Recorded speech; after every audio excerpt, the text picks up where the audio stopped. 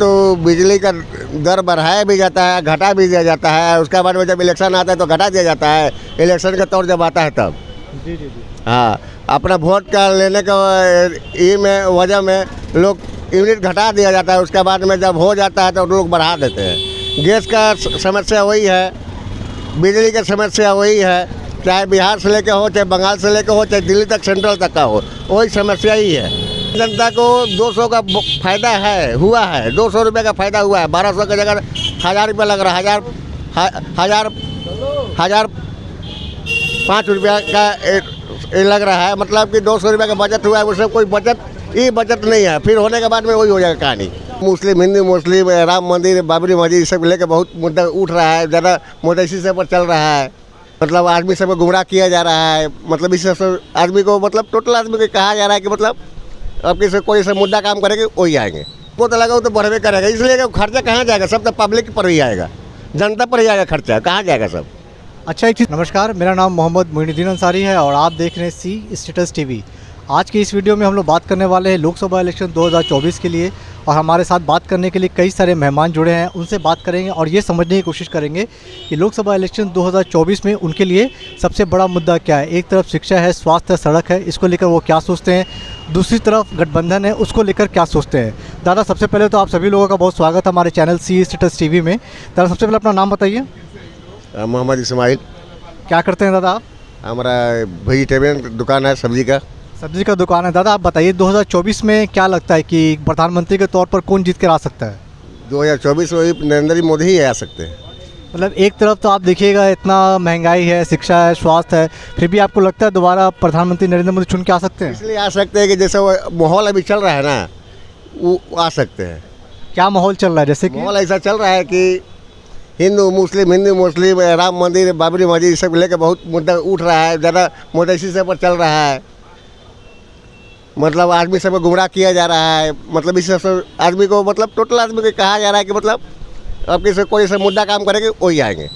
नहीं, अभी जो गठबंधन पुलवामा अटैक हुआ था, इसका पहले जो प्रधानमंत्री का जो हुआ था, इस बार जीते थे पुलवामा अटैक के कारण, ये भी कोई ऐसा मुद्दा आएगा फिर वही आएंगे।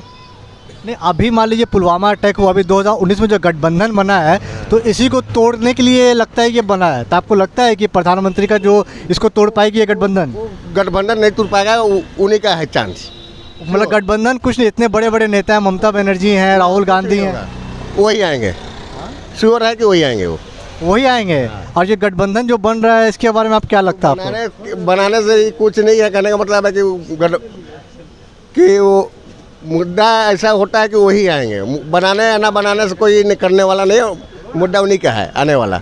और बताइए कि जैसे कि गठबंधन में ममता बनर्जी है, तो आपको लगता है कि इनको अगर अच्छे से अगर प्रोजेक्ट किया जाए, क्योंकि इन्होंने वेस्ट बंगाल में बीजेपी को हराया है, अगर इनको अगर आगे करती है सरकार और पूरी जो गठबंधन की जो पूरी सरकार अगर इनको आगे करती है, तो आपको लगता नहीं कि ममता बनर्जी उनको हरा सकती हैं? अरे तो ममता बनर्जी तो उनको तो भले उनका जो विधानसभा का इलेक्शन रहेगा तो उसमें तो अपने आगे कभी रहबे करेगी। वो उनका सीट कभी कम होने वाला नहीं है। यहाँ से बंगाल से कम नहीं होगा ना, ममता बनर्जी का सीट कभी कम नहीं होगा। अभी जो आप देखिएगा कि 2024 में जो इलेक्शन होने वाला है तो बेरोज़गारी है, महंगाई, शिक्षा भी बहुत बड़ा एक इशू है। लेकिन आपको नहीं लगता है कि प्रधानमंत्री अगर दोबारा चुन के आते हैं तो ये एक मुद्दा उनके लिए बहुत हानिकारक हो सकता है?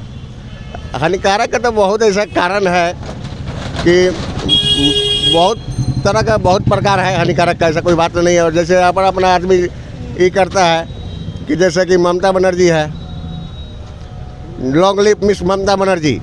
जी। हर जगह ममता बनर्जी का ही चर्चा है, हर जगह में। साहब यहाँ पे भी नहीं, मैंने बहुत सारे लोगों से बात किया, उनका भी यही कहना है कि अगर ममता तो हरा नहीं सकती है, बंगाल में तो हरा नहीं सकती है, और अगर सही से इनको अगर वोट मिला 30 सीट के आसपास मिल जाता है तो हो सकता है ये प्रधानमंत्री की प्रबल दावेदार हो जाए। हाँ, ये तो सही है, बात सही है। तो आपको लगता है कि तृणमूल कांग्रेस को ये भी 2024 में जो इलेक्शन होगा कितना सीट मिल सकती है? अंदाज 42 सीट है टोटल यहाँ पे।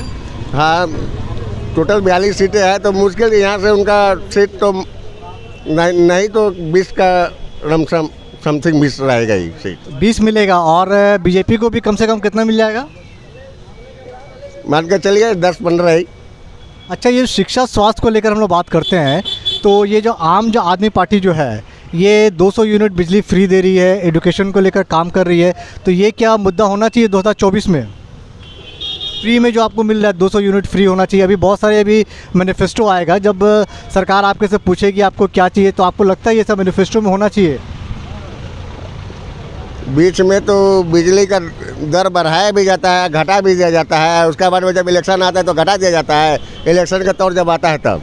जी जी जी। हाँ, अपना वोट का लेने का ये में वजह में लोग यूनिट घटा दिया जाता है। उसके बाद में जब हो जाता है तो लोग बढ़ा देते हैं। गैस का समस्या वही है, बिजली का समस्या वही है, चाहे बिहार से लेके हो, चाहे बंगाल से लेके हो, चाहे दिल्ली तक सेंट्रल तक का हो, वही समस्या ही है।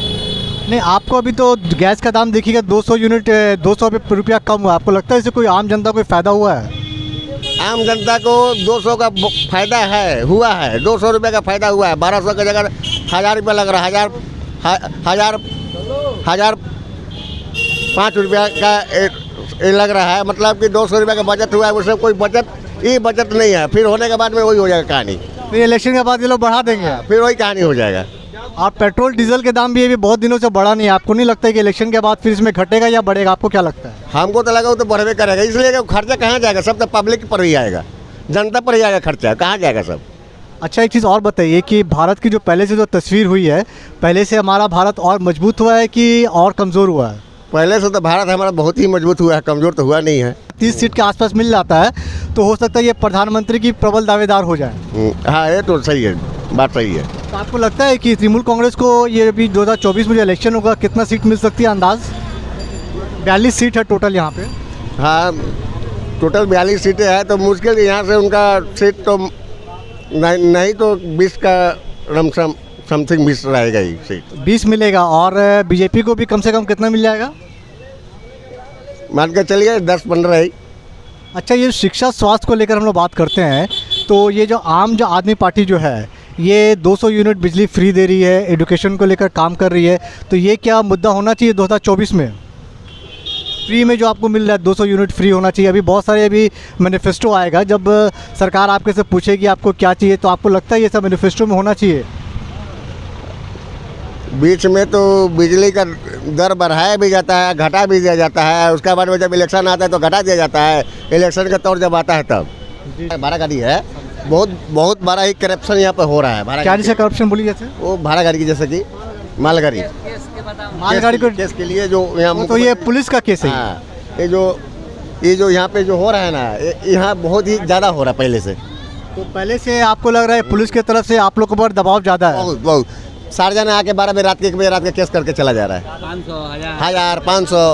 तो आप लोग ये मुद्दे आपके जो लोकल जो यहाँ पे हैं, जो आप सीनियर लोग, उन लोग से आप लोग डिस्कस करते हैं, या नेता हो या आपके काउंसिलर, उनके सामने आप लोग ये सब बात बोलते हैं? अर्जन, तो आप लोग इसके बारे में कंप्लेन करते हैं? कंप्लेन तो गाड़ी वाला जो है, जो हमको बोले के लिए तो हम बोल दिए हैं। गाड़ी तो हमारा तो ऐसा है ही नहीं, बोलने के लिए बोले तो हम बोल दिए हैं कि ऐसे उनके ऊपर बहुत ही जुल्म होता है। आप लोग जुल्म होता है? हाँ। ठीक है, आने वाले दिनों में और भी लोगों से हम लोग बात करेंगे और कोशिश ये करेंगे लोकसभा इलेक्शन 2024 में और भी लोगों से हम लोग बात करें। Thank you for now.